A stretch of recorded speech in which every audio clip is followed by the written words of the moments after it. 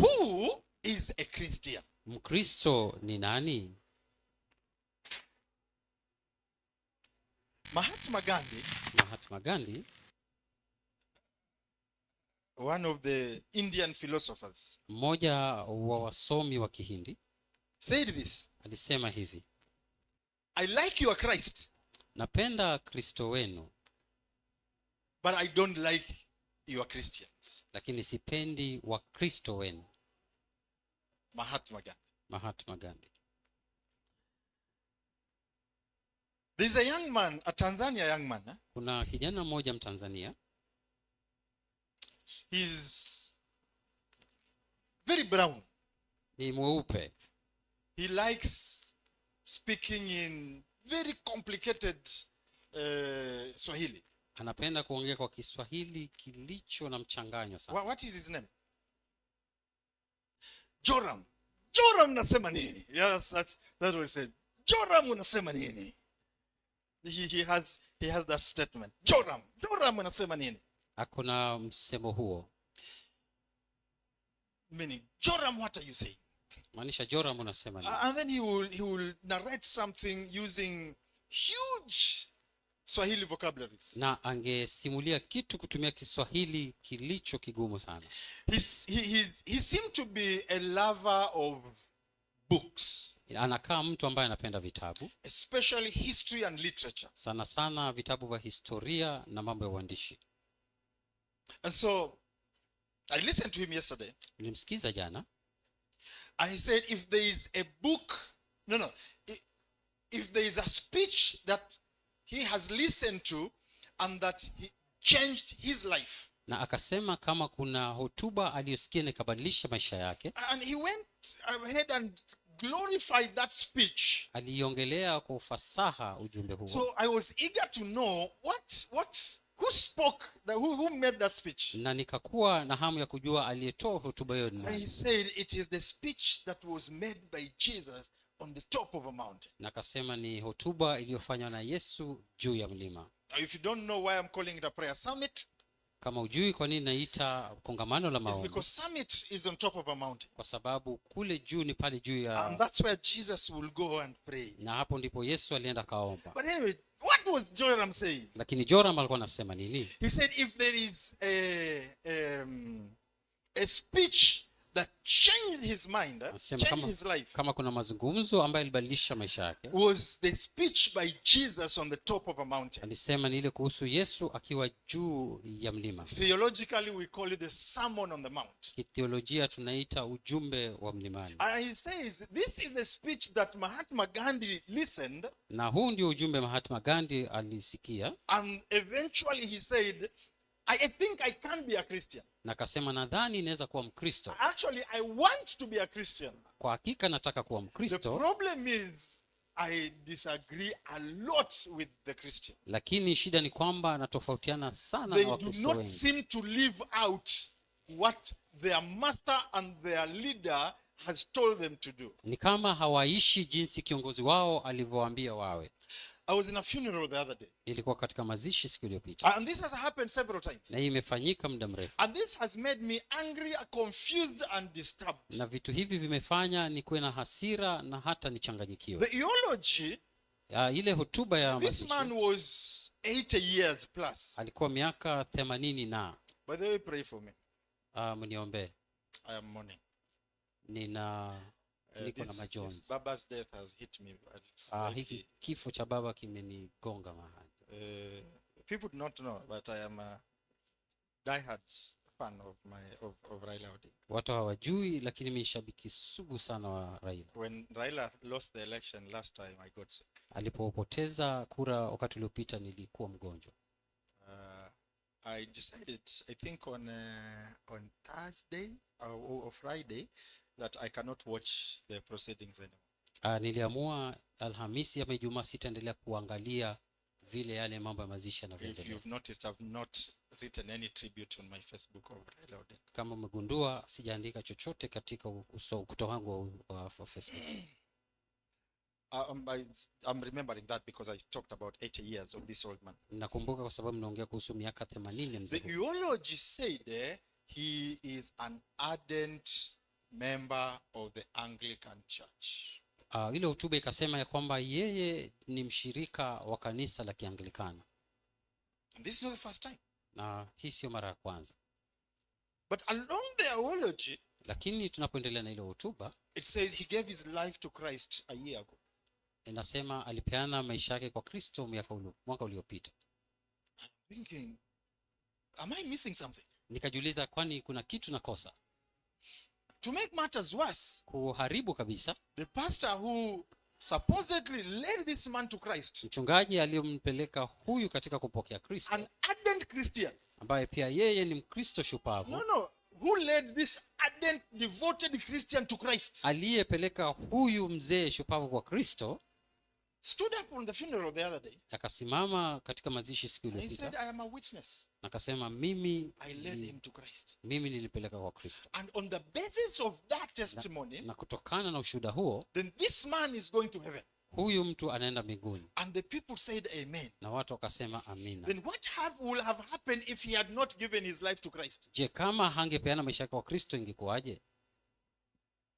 Something is wrong in our understanding of who a Christian is. Kitu kiko makosa kwa kuelewa kwetu Mkristo ni nani. A lot of people, even in this church, Watu wengi hata humu kanisani, not in this church, a lot of people in this county, watu wengi katika kaunti hii they will say, I am a Christian, watasema mimi ni but Mkristo I am not saved. lakini sijaokoka. Something is terribly wrong. Kitu kiko makosa mahali. And a few of us here Na wachache wetu hapa will agree with that statement. watakubaliana na msemo huo. That guy is a Christian, but he's not saved. Huyo jamaa ni Mkristo lakini hajaokoka. What is the difference? Tofauti ni nini? And that's a problem. Na hiyo ndio shida. Because here is what happens. Hapa hipi ndio vinafanyika. You either start chasing Christians out of the church because they are not saved, Unaanza kufukuza Wakristo kutoka kanisani kwa sababu hawajaokoka, or you assume that these people are Christians yet they are not saved. ama unadhania kwamba hawa watu ni Wakristo lakini hawajaokoka.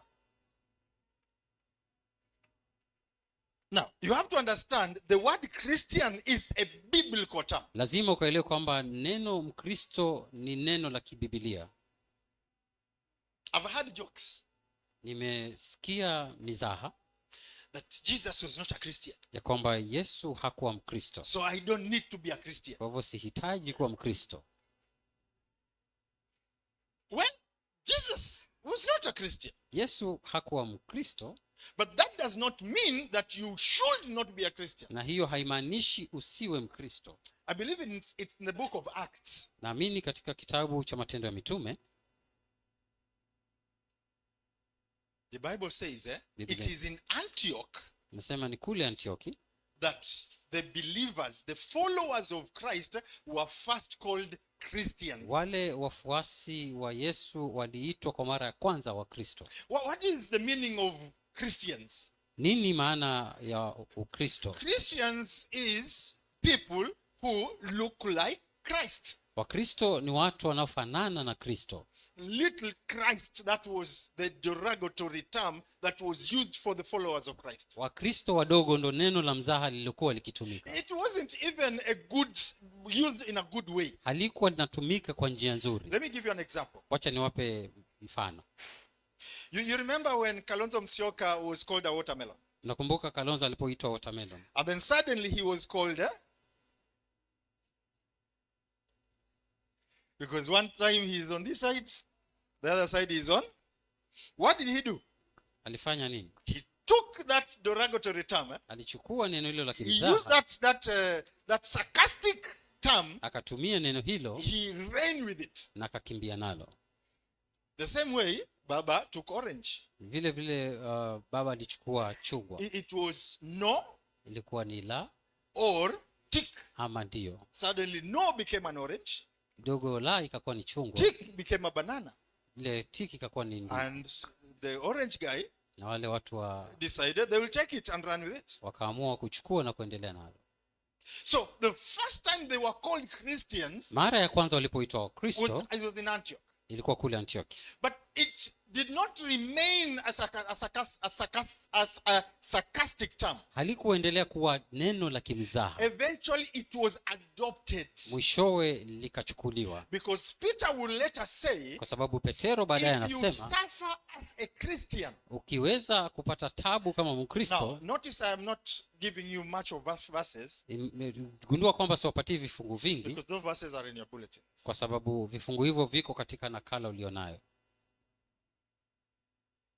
So we are legitimately Christians. Sisi kwa hakika ni Wakristo. Now, on a later day, I am going to talk about being saved. Siku chache baadaye nitaongea kuhusu kuokoka. On a later day, I'm going to talk about born again. Kuongea pia kuhusu kuzaliwa upya. And I will show you that it is one and the same thing. Na nitaonyesha kwamba ni kitu tu ambacho But kinafanana. today, I want to zero in on being a Christian. Lakini leo nataka tu kuangazia kuwa Mkristo. For all those who say they are Christians, Kwa wale wote ambao wanasema ni Wakristo, what does it mean to be a Christian? inamaanisha nini kuwa Mkristo? Mark chapter 16 verse 15 and 16 says, Marko 16:15 up to 16 says, hadi 15 inasema. and this is a verse that is also mirrored in Matthew chapter 28. Na hii pia inapatikana kule katika Mathayo 28. Go into all the world and preach the gospel to all creation. Akawaambia, enendeni ulimwenguni mote mkaihubiri injili kwa kila kiumbe. Whoever believes, Aaminie. the thing I'm going to key on here today is belief. Kitu nitasisitizia ni kuamini. Believing makes one a Christian. Kuamini kunafanya mtu awe Mkristo. Whoever believes Aaminie is baptized, na kubatizwa and is baptized will be saved. ataokoka. But whoever does not believe, Na asiyeamini he will be condemned. atahukumiwa. You cannot be a Christian without believing. Huwezi kuwa Mkristo bila kuamini. Now, that is as simple as ABC. Hiyo ni rahisi kama abakada. You cannot be a Christian without believing. Huwezi kuwa Mkristo bila kuamini. Now, the opposite is true. Tofauti yake pia iko sawa. If you cannot be a Christian without believing, Kama huwezi kuwa Mkristo bila kuamini, if you believe, ukiamini then automatically you are a Christian. unakuwa Mkristo hatimaye. If you believe, Ukiamini because it's whoever believes ni yeyote aaminie and is baptized. na akabatizwa. One day we will talk about the issue of is baptized. Na siku nyingine tutaongelea kuhusu kubatizwa. A lot of our friends, Lakini marafiki zetu Believe. wengi wanaamini if you are not baptized, kama you're not going hujabatizwa to heaven. huendi mbinguni. And before you rubbish or you ignore their argument, Na kabla ufutilie mtazamo wao, they point you to this verse. wanakuleta katika kifungu hiki. Whoever believes Yeyote aaminie and is baptized, na kubatizwa, they tell you, wanakuambia if baptism is nothing, kama kubatizwa then si take it kitu, out. itoe basi. And this is not the only time that is doing it. Na hii si wakati tu wanapoifanya. You go to Peter. Unaenda kwa Petro, He says almost the same thing. anasema kitu hicho pia. So yes, Acts of the Apostles, that's where Peter so talks about it. Petero anaiongelea kule kwa Matendo ya Mitume. When he's asked, what do we do, brethren? Na anapoulizwa tutafanyaje Just wandugu, after the day of Pentecost. karibu tuna siku ya But Pentekoste. we will deal with it Tutaishughulikia because in the totality of Scripture, kwa sababu kwa ujumla wa maandiko, believing is the qualification of salvation. kuamini ndiyo chanzo kuu cha uokovu. John chapter 1 verse 12 says this. Yohana 1:12, But as many as received him, to them he gave them the right to become children of God. bali wote waliompokea aliwapa uwezo wa kufanyika kuwa watoto wa Mungu. But what is receiving him? Lakini kumpokea ni nini? Even to those who believed in his name. Kupeana kwa wale ambao waliamini jina lake. So here we realize that believing is what makes you a son of God. Hapa tunagundua ya kwamba kuamini ndio kunakufanya uwe mwana wa Mungu. John chapter 3 verse 16.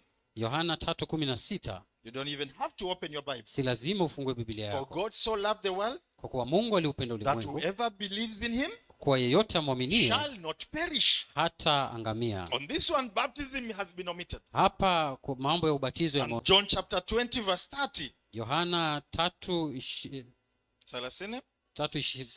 Many other signs therefore Jesus also performed in the presence of the disciples, Katika ishara nyingi na vitu ambavyo alifanya mbele ya wanafunzi, which are not written in this book. ambavyo havijaandikwa katika kitabu hiki. Verse 31. Mstari wa But 31. these have been written that you may believe Lakini hii imeandikwa ili ukaamini that Jesus is the Christ, the Son of God. ya kwamba Yesu ndiye Kristo mwana wa And Mungu, in believing, na katika kuamini you may have life in his name. utakuwa na maisha katika jina lake. So believing is the qualification for being a Christian. Kuamini ndiyo kigezo kikuu cha kuwa Mkristo. Believing is the qualification for inheriting the life of God. Kuamini ndiyo kitu muhimu katika kuurithi ufalme. Romans chapter 10 verse 10 confirms that as well. Warumi 10:10 inatuthibitishia For pia, with the heart man believes, kwa kupitia moyo mwanadamu which anaamini, results into righteousness. ambayo inaleta haki, And with the mouth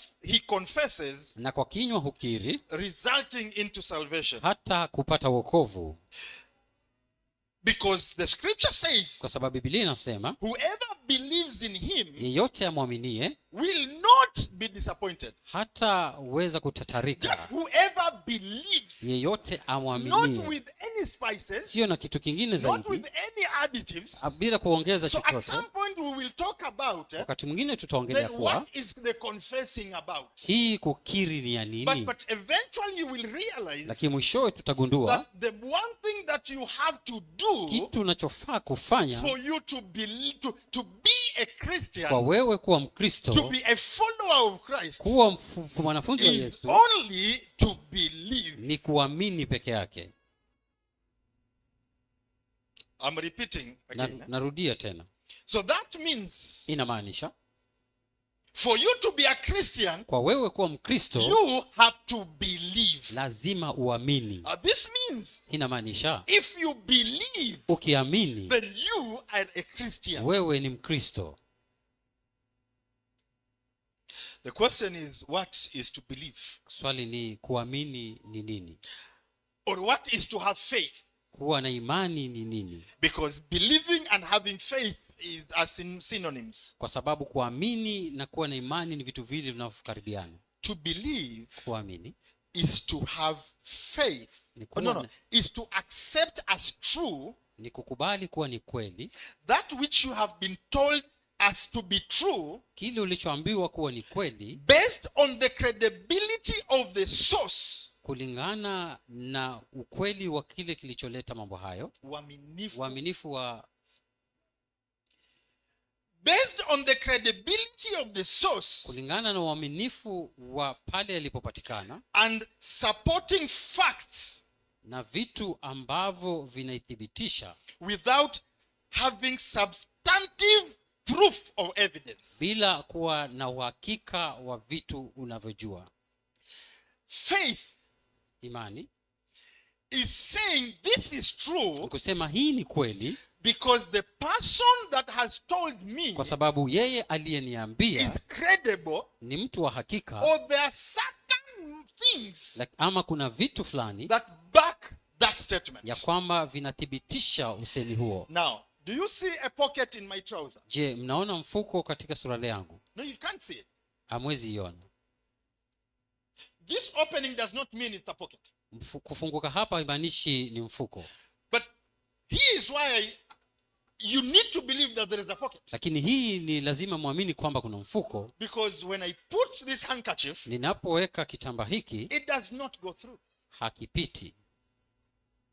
Based on the fact that this handkerchief has been held here inside, kulingana na uhakika ya kwamba kitamba hiki then kimeshikiliwa you hapa ndani, know that there is a pocket. unajua ya kwamba kuna mfuko, Or that the pocket does not have holes. ama mfuko ule hauna mashimo. Are you seeing the pocket? Je, unauona mfuko? No. La. Faith, Imani, Hebrews chapter 11 verse 1, Waebrania 11, is the confidence ni ule uhakika of what we hope for, kwa yale mambo bayana or the reality ama ukweli of what we have not seen. kwa yale ambayo hatujayaona. Faith. Imani.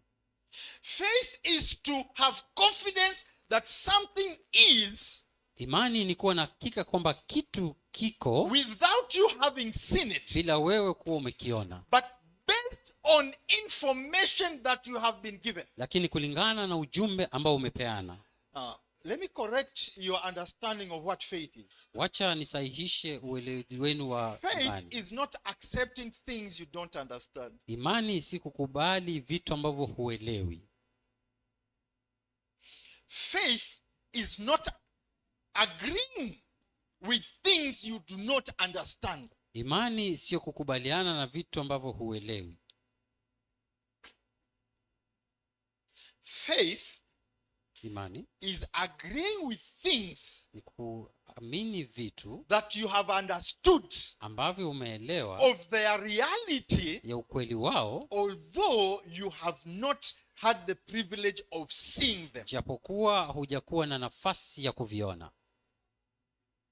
We have not seen God, Hatujamwona Mungu, but we have all the reason to believe that there is a God somewhere. lakini tuna sababu zote za kuamini ya kwamba Mungu yupo mahali. Now, this idea that he is in heaven, Hili swala ya kwamba yuko mbinguni, we need to relook it tabidi tuliangalie upya so that we understand what it means that God is in heaven. ili kuelewa kumaanisha nini tukisema Mungu ako mbinguni. The Bible says some things that needs to be understood well. Biblia inasema vitu fulani ambavyo lazima vieleweke vizuri. For example, Kwa mfano, the Bible says Biblia inasema heaven is where God is sitting. mbinguni ndipo Mungu ameketi, On the earth is where God is putting his feet. duniani miguu yake ipo pale. That doesn't mean that God has feet. Je, inamaanisha Mungu ako na No, it miguu? doesn't. Hapana. So when the Bible says our God, our Father who's in heaven, Biblia inaposema baba yetu aliye mbinguni, let's come back and sit down and understand what does that even mean. wacha turudi tukae na tuelewe inamaanisha nini. Wherever heaven is, Popote pale mbingu iko, there is a God. Mungu yupo. But by the way, you don't even have to call him God. Si lazima umuite Mungu. G-O-D.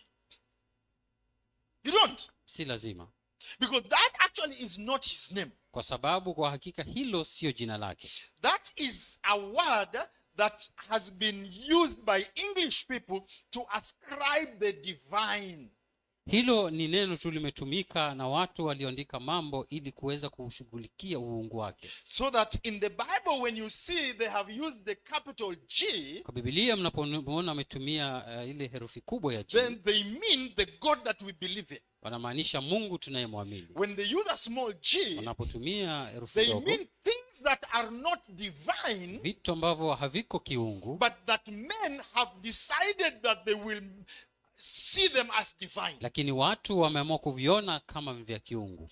There is no other God but our God. Hakuna Mungu mwingine ila Mungu wetu. Even while the Bible says, do not bow to other gods. Hata Biblia inaposema msisujudie miungu mingine, Those other gods are called false gods. hiyo miungu mingine inaitwa miungu bandia, Meaning they are not gods in essence. kumaanisha si Mungu kwa hakika. The point I'm trying to say is, Ninaposema ni though we have not seen God, kwamba japokuwa hatujamuona Mungu, evidence uhakika ni kwamba tells us inatuambia that there is a God. kuna Mungu, Because our existence kwa sababu uwepo wetu speaks of a divine creator inaongelea kuhusu muumbaji ulio that mkuu, is outside the realm of the creation, ambayo iko nje ya uumbaji huu, that then we ascribe divinity. ambapo tunaufuatilia huo uungu. We have not seen him. Hatujamuona, We've not talked to him. hatujamuongelesha, But there is everything to convince us lakini kuna kitu cha that he kutuhakikishia exists. yupo. That, my friend, is faith. Hiyo ndugu yangu ni imani. We are not believing that there is a God, Hatuamini tu kwamba kuna Mungu not because we don't understand who he is. ati kwa sababu hatuelewi yeye ni No, no, nani. no. Hapana. Faith is based on knowledge. Imani inajengwa kutokana na kuelewa. Faith Imani. You cannot have faith if you have not understood. Huwezi kuwa na imani kama hujaelewa. You cannot have faith if you have not heard. Huwezi kuwa na imani kama hujasikia. Faith is based on knowledge. Imani inakuja kulingana na kuelewa. Again, I want to understand this. Nataka tuelewe hivi. Faith is not a foreign concept. Imani si kitu cha kigeni. All of us use faith in one way or the other. Sote tunatumia imani kwa njia moja ama nyingine. Don't think that it's something foreign, something unique. Usifikirie ni kitu cha tofauti Do you know it had to have faith for you to sit on that chair. Inahitaji imani kwa wewe kukalia hiko kiti. Before you sat on it, Kabla ukalie hiko kiti, your mind told you akili yako it can ikakwambia carry me. inaweza kukubeba. And here is the reason why you believed it can carry you. Na hii ndio sababu kwa nini uliamini. Because Rose is sitting on a similar chair Sababu Rosa anakalia kiti sawa and na it has hicho not broken down. na hakijavunjika. Yesterday you sat on it Jana ulikikalia and it has not broken down. na hakikuvunjika. But if even after sitting on it for 20 days, Lakini baada ya kukaa kwacho kwa siku you 20 came in today and found all of these broken, na upate hivi vyote vimevunjika, you will test this one. hata hiki utakijaribu. You understand what I'm saying? Unaelewa ninachosema? You are sitting on it Unakikalia because there are certain facts that you have observed kuna vitu fulani vigezo umeangalia and you have convinced yourself na umejihakikishia based on this fact, kulingana na vigezo vile, this unseen thing hiki kitu kisichoonekana has to be true. lazima kiwe kiko sawa. My friend, to marry you have to have faith. Kuoa lazima uwe na imani. You are bringing a stranger into your house, Unaleta mtu somebody that could kill you. ambaye anaweza kukua. You have to believe Lazima uamini that this will not kill you. huyu hataniua. No wonder some of us pray before we sleep, Maana wengine wetu tunaomba kabla tulale. because we are not we Hatuna don't have faith. hatuna uhakika. We don't believe. Hatuamini. To love, you have to have faith. Kupenda lazima uwe na By the imani. way, to have children, you have to have faith. Kuwa na watoto lazima uwe na imani. To go to town with a boda, you need faith. Kwenda mjini na bodaboda lazima In uwe na fact, you imani. need a lot of faith. Unahitaji imani zaidi. There was a time Wendy did not have that faith. Kuna wakati Wendy hakuwa na hiyo imani. So we had to train his faith. Ilibidi tuanze kufunza imani yake. So we put her in a boda Na kukalisha kwenye bodaboda, and rode very slowly. afu ipeleke pole pole, And then her faith was built na imani yake ikaanza slowly kukua by slowly. pole pole. Now it is strong. Sasa hii ni imekuwa.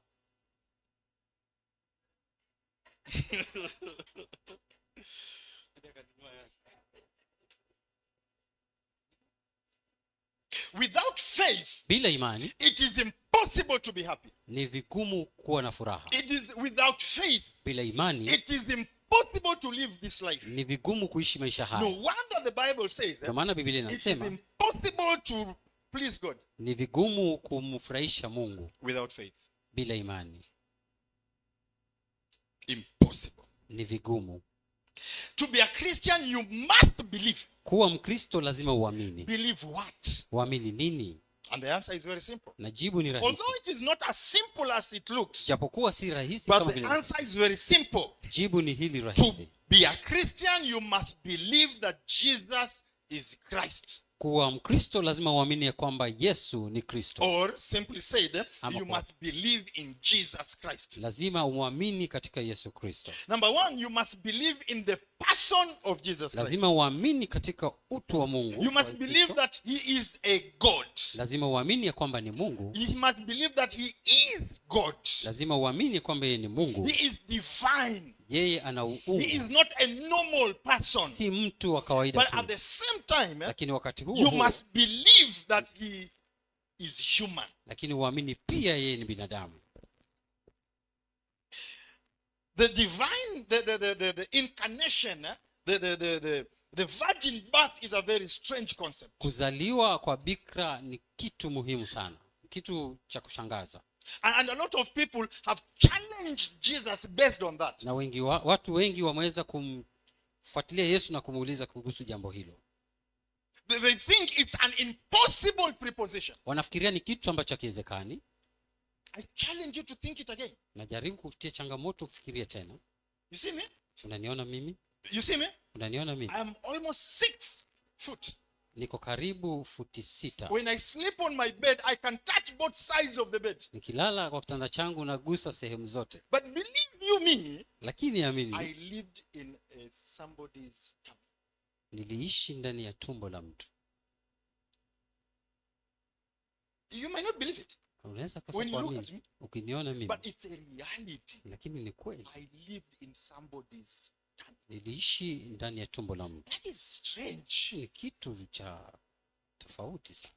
If you are not a human being, Kama hungekuwa mwanadamu, if you did not know the process of bringing children into this world, kama ungekuwa hujui masuala ya you kuleta watoto will duniani, never believe that that is even possible. hungeweza kuamini ya kwamba pia hiyo No inawezekana. wonder our children do not understand it. Ndio maana watoto wetu No hawaelewi. wonder we have to give them stories. Inabidi tuwape We have hadithi, to lie to them tuwadanganye. that we buy them from the supermarket. Tunanunua kutoka Because katika the concept of birth is foreign. It just can't happen. kwa sababu swala la kupata watoto ni kitu kigumu kuelewa. To be a Christian, Kuwa Mkristo you must believe in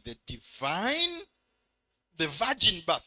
lazima ukaamini katika kuzaliwa kupitia bikira, But you have to believe in the divinity of Jesus Christ. lakini pia uamini katika uungu wa Yesu Kristo. The second thing that you must believe about Jesus, Kitu cha pili nafaa uamini, you must believe in the work of the Lord Jesus Christ. lazima ukaamini kwa kazi alizozifanya. You must believe in his miracles. Lazima uamini katika ile You must miujiza, believe in his life, death and resurrection. uamini katika maisha, kifo na ufufuo wake, And that in what he said, na kile that alichosema through his death he is able to save us. kupitia kifo chake anaweza You kutuokoa. must believe that that is actually true. Lazima uamini ya kwamba hiyo ni kweli. Now, believing these two concepts Kuamini vitu hivi viwili comes with other proposition that you have to start with. inakuja na vigezo vili ambavyo lazima uanzie. Before you even believe that Jesus is God, Kabla uamini kwamba Kristo ni Mungu, you must believe that there is a God. lazima uamini kwamba You must Mungu believe yupo. that there is a divine being Lazima uamini kuna kitu that cha Mungu transcends beyond the creation and human being. ambacho kinapita wanadamu ama uumbaji. You must believe that this God then created the world. Uamini kwamba huyu Mungu aliumba In ulimwengu. theology, we call it ex nihilo, Katika theolojia tunaiita hivyo, creating something out of nothing. kuumba kitu kutokana na kutokuwepo You must chochote. also believe Lazima in the uamini sin of man. katika dhambi ya mwanadamu. You must believe that in this world, Uamini katika dunia hii there is something called good. kuna kitu kinaitwa kizuri. And because there is something called good, Kwa sababu kuna kitu there is kizuri, something called bad. kuna kitu kinaitwa And kibaya. because of these two Kwa propositions, sababu ya vigezo hivi viwili, there has to be consequence of bad lazima kuwe na matokeo ya and kutenda reward mabaya of good. na zawadi ya kwa kutenda mazuri. If good is not going to be rewarded Kama mambo mazuri hayataweza and kuzawadiwa bad punished, na maovu yaweze then there is kuadhibiwa, no reason of saying there is good and bad. hakuna sababu ya kusema kuna mazuri na You mabaya. must believe in the concept of good and evil, Lazima uamini katika mambo ya kuwa kuna mazuri na mabaya, which brings the concept of judgment. ambayo inaleta kigezo cha hukumu. And because we have an eternal God, Na kwa sababu kuna Mungu wa milele, you must believe in the proposition of eternal judgment. lazima ukaamini kwamba kuna hukumu ya milele, But also, you must believe in the divine reconciliation. lakini pia ni kuamini katika That through Jesus Christ, kupitia Kristo God has a possibility Mungu ako na uwezo and the ability na uwezo of reconciling ourselves to Him. ya kuturudisha sisi kwake.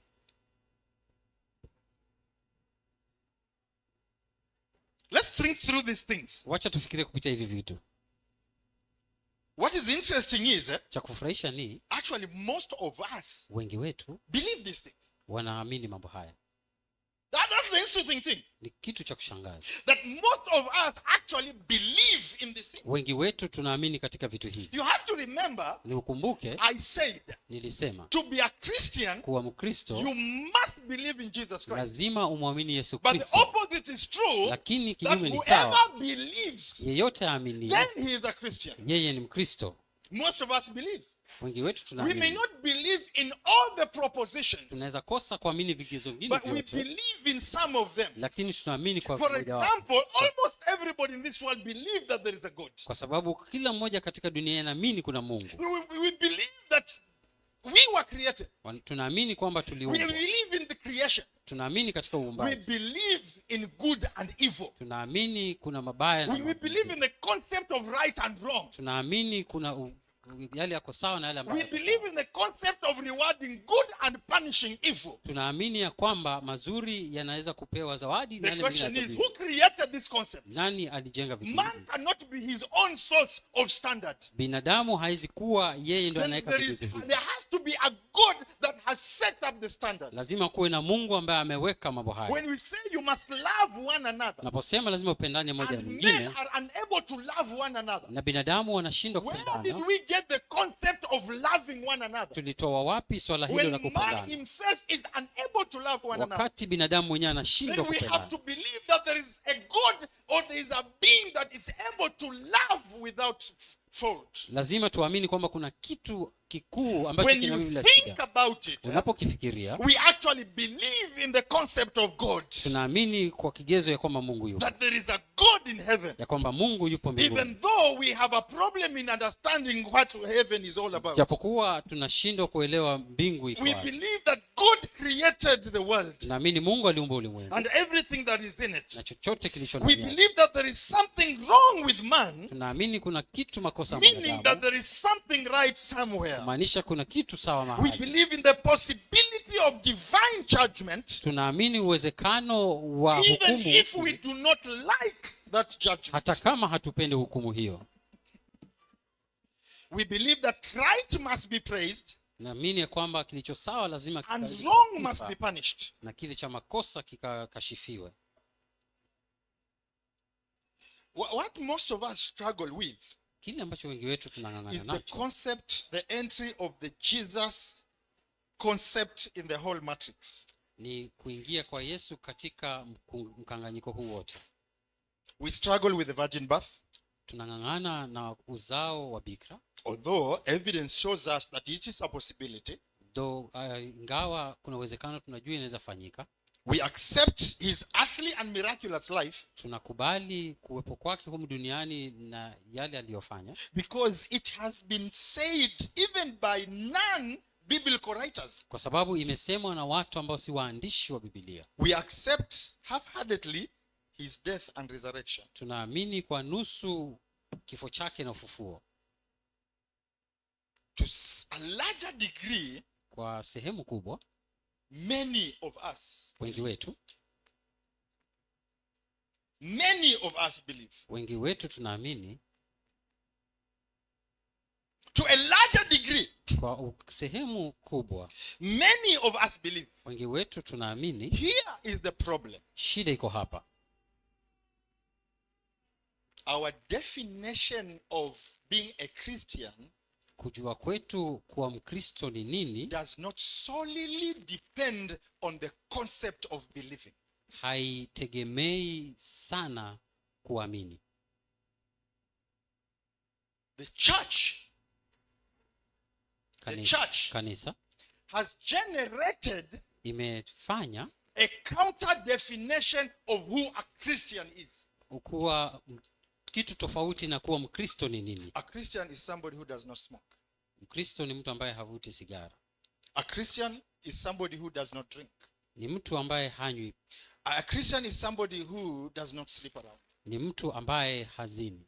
A Christian is somebody who does not do ABCD. Mkristo ni mtu afanyi kitu hiki wala kile. Now, am I saying that a Christian should? Je, nasema Mkristo ni afanye? Here's the interesting thing. Hiki ni kitu cha The kushangaza. person who says a Christian is somebody who does not drink, Mtu ambaye anasema Mkristo si mtu or ambaye let me anakunywa. just use a general word, Wacha nitumie kitu that a cha, Christian is somebody who does not sin. ni mtu ambaye asiyetenda dhambi. That person, when you ask them, Ukiwauliza, do you sin yourself? je, unatenda dhambi They mwenyewe? say yes. Anasema ndio. Then you get confused. Alafu unachanganyikiwa. They are wholeheartedly, Kwa roho yao yote they say a Christian cannot sin. anasema Mkristo hawezi tenda dhambi. They come with this very strange concept Wanakuja na kitu hiki cha that kushangaza a Christian does not sin willfully. ya kwamba Mkristo hatendi dhambi kwa kutaka. Who said there is unwillful sin? Je, nani alisema kuna dhambi ambayo hutaki? This prayer you make, oh, we forgive us our sins that we do while we know, and the ones we do while we don't know, Tusamee dhambi ambazo tunajua na tusizojua. is a stupid prayer. Ni ombi la kipumbavu. It does not exist. Haipo. There is no sin that is done unaware. Hakuna dhambi inayofanywa kwa And if you kujua. do unaware, then that is not sin. Na kama ukifanya kitu bila kujua, hiyo sio dhambi.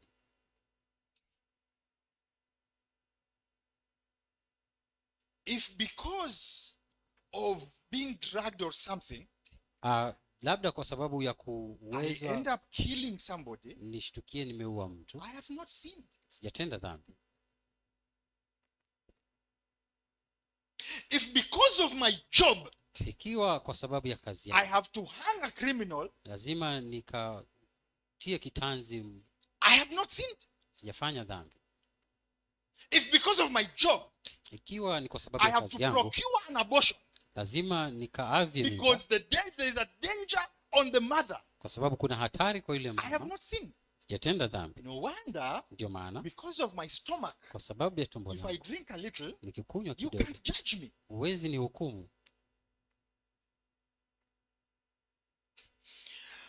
If I have sex with a man Nikifanya ngono na mwanaume who has forced himself on me, ambaye amejilazimisha kwangu, yes, I have slept with with somebody that is not my husband or my wife, ndiyo nimelala na mtu ambaye si mke wangu ama mume but wangu, I am not an adulterer. lakini mimi si I am mzini. a victim of rape. Mimi ni mtu aliyejipata katika tatizo hili. Every sin is committed willfully. Kila dhambi inafanywa kwa So if kutaka as a mwenyewe. Christian you commit sin, Kwa hivyo kama Mkristo ukifanya dhambi, then it means sin or not sinning does not define a Christian. tenda dhambi ama kutotenda dhambi haifanyi Mkristo kuwa si Mkristo. We have chased people out of the church Tumefukuza watu kanisani who have genuinely believed in Christ, ambao wameamini kwa but who uhakika, for one reason or the other lakini kwa sababu moja na have nyingine fallen into sin, wameanguka kwenye have dhambi, committed a sin, wametenda and dhambi, we have made a judgment that they are sinners na tumefanya and hukumu that kama they ni are going dhambi, to hell, na wanaenda when the jehanamu. truth of the matter Wakati is ukweli ni they kwamba have believed, wameamini,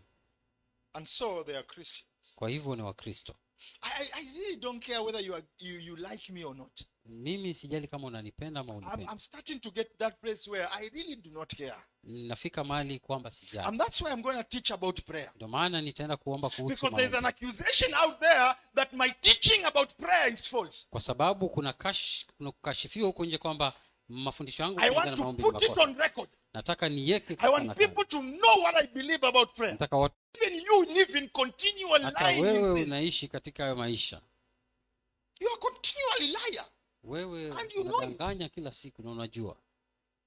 So you who is continuing lying, Wewe unaendelea and kudanganya, that person who is continuing prostitution, mwingine anaendelea kwa are in the ukahaba, WhatsApp group. mko katika kundi moja, And you are probably the admin. na labda wewe ndiye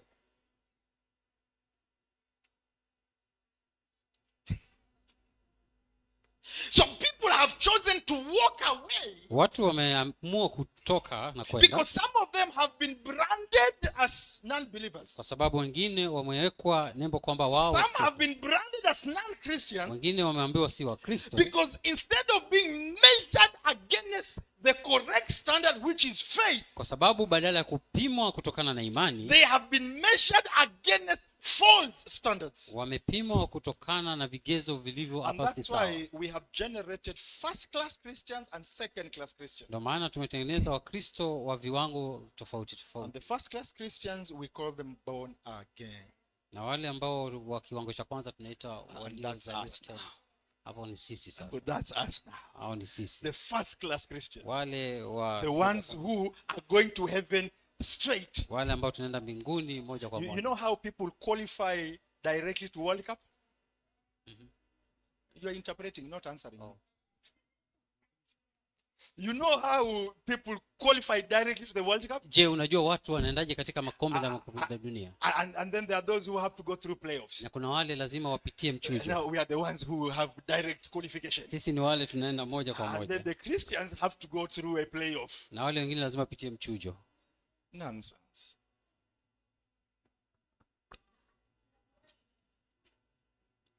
I know I've missed the soda. Najua soda nimeikosa, maana muda nimeupitisha. I'm here to tell you, Niko hapa kueleza, you only need to believe. unahitaji tu kuamini. We will deal with the alcohol later. Tutashughulikia mambo ya pombe baadaye, We will deal with the fornication later. mambo ya kuzini tutashughulikia baadaye, But you only need to believe. lakini unahitaji tu kuamini. We will deal with the lying later. Tutashughulikia kudanganya You baadaye, only need to believe. unahitaji tu kuamini. And what gives me joy Kitu kinachonipa is furaha, that most of us believe. wengi wetu tunaamini, We believe in God. tunamwamini Mungu, We believe in the creation of the world. tunaamini katika uumbaji wa Mungu, We believe that God created us. tunaamini kwamba Mungu alituumba, We believe in the frailty and the sinfulness of man. tunaamini katika But we also ule ulegevu na dhambi katika mwanadamu. believe that there is a man called Jesus Christ Lakini tunaamini kuna mtu anaitwa Yesu who Kristo was sent by God, aliyetumwa na Mungu, sent into this world, akatumwa ulimwenguni and humu he died for our sins. na akafia dhambi zetu. And based on his death, Kutokana na kifo if we chake, put our trust in him, tukiweka imani yetu we kwake, believe there is a spiritual reconciliation with God. kuna kule urejesho wa We kiroho. believe those things. Tunaamini mambo hayo. We still have two girlfriends. Lakini understand that. naelewa We hiyo, still sleep around. bado tuna No, we still drink alcohol. bado tunakunywa But the pombe, fact is, we actually believe. lakini ukweli ni kwamba tunaamini.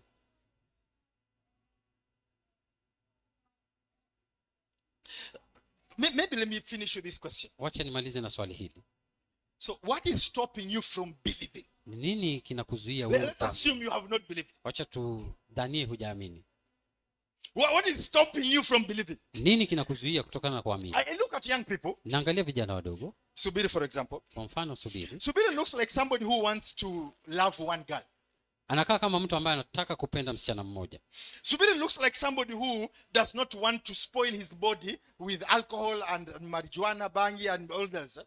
Anakaa kama mtu hataki kutumia hivyo vitu kuharibu mwili wake. So Subiri looks like somebody who wants to get married, Anakaa kama mtu ambaye anataka kuoa, raise a good family. jenge familia Do nzuri. you want to steal money from people? Je, unataka kuiba watu? Subiri looks like somebody who wants to earn honest living. Ni kama mtu ambaye anataka Now, when he does not have money, he will steal. kama hana pesa ataiba, But he wants to earn honest living. lakini anataka kupata And we pesa trust kihalali. God that he will be able to earn honest living. Na tunaamini Mungu kwamba atafanya hivyo. Do you want to kill anybody? Je, unapenda No, kuua? he does not want to kill anybody. Hataki kuua mtu. That's not something he wants to kill. Si kitu ambacho anataka kufanya. Do you sit down and think about how to lie to people? Je, unakaa ukafikiria jinsi ya kudanganya watu? He also does not want to lie to anybody. Pia hataki The kudanganya point watu. is, Ninachosema ni Subiri has no intention of sinning. hana ile makusudi ya kutaka kutenda dhambi. So if he has no intention of sinning, Kama hana swala hili, what is stopping him from being a ni Christian? nini kinamzuia kuwa Mkristo? Nauliza nyinyi vijana. I'm asking you young men. What is stopping stopping you from being a Christian? Ni nini kinakuzuia kuwa Because Mkristo? by all intents and purposes, Kulingana na masuala hayo you yote, desire to live a good life. unatamani kuishi And maisha that is mazuri, exactly what Christianity is na offering. hiyo ndiyo Kristo ambayo inapeana, But it will not offer you on a silver plate. lakini haitakupatia virahisi tu. All it is asking you to do Inachokuuliza is fanya believe in Jesus ni Christ, kumwamini Yesu and then Kristo, He will take care of the rest. na yeye So the atashughulikia question mengine. is, why will you not want to believe? Na je, swali ni kwa nini hungependa kuamini? Believing in Jesus is the right thing to do. Kuamini Yesu ndio kitu cha sawa kufanya. Being a Christian is the fashionable thing. Kuwa Mkristo ndio kitu ambacho ni cha sawa kufanya. Or do you want to go to a witch doctor? Ama unataka kwenda kwa mganga? Evelyn, do you have Je, uko na irizi? do you have an intention of going? Je, una makusudi ya Being a kwenda? Christian is the fashionable thing to Kuwa do. Mkristo ndio kitu cha sawa kufanya.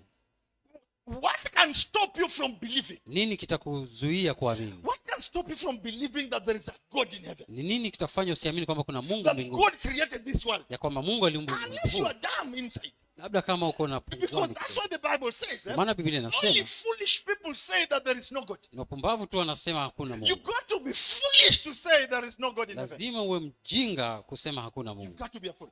Lazima uwe mpumbavu. And because we are all smart Na here, kwa sababu sote tuko then it akili, means we have all the interest. It is in our interest to believe God. ni katika ubora wetu kumwamini Mungu. And if it is in our interest to believe Na God, kama ni kwa ubora wetu, chances are most of us have believed in God. uwezekano ni kwamba wengi wetu tumemwamini Mungu. But you have allowed a pseudo-Christian to derail you from following God.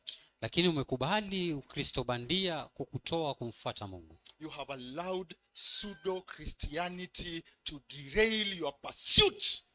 Umekubali Ukristo bandia ukutoe katika And in kufuatilia this Mungu. church, we will not allow it. Na katika kanisa hili hatutakubali.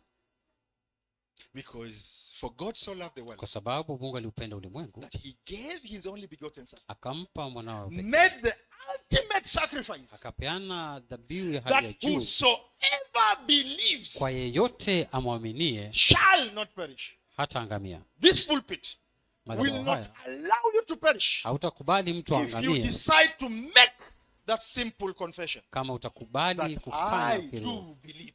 ya kwamba mimi naamini. Will protect your rights Tutaweza kukinga as a son of God kama mwana wa Mungu because you have believed. kwa sababu umeamini. We will protect your rights Tuweza kukinga zile haki zako as a son of God kama mwana wa Mungu because you have believed. kwa sababu We will umeamini. not allow false prophets. Hatutakubali We will mtu not katikati. allow holier than thou Christian Watu ambao wanajifanya wana to bring watakatifu condemnation on you kuleta hukumu juu yako because you still handling your 3 girlfriends and wondering, who do I marry? kwa sababu bado unang'ang'ana kuangalia ni vitu vipi We will utawala. help you deal with that, Tutakusaidia kushughulikia but hilo, we will help you deal with it as a son of God. lakini tutakusaidia ukiwa wewe ni mwana wa Mungu. What is stopping you from believing? Nini kinakuzuia No kutoka? wonder, let me finish with this statement. Wacha nimalizie na usemo huu. No wonder when Philip met the Ethiopian eunuch, Filipi alipokutana na yule eunuch Ethiopia, he was reading the Bible. alikuwa anasoma Biblia. He was reading the scriptures. Alikuwa anasoma vifungu. He didn't quite understand what he was reading. Hakuwa anaelewa alikuwa So anasoma. Philip came around and said, hey, do you understand what you're reading? Filipo akamuuliza unaelewa unachosoma?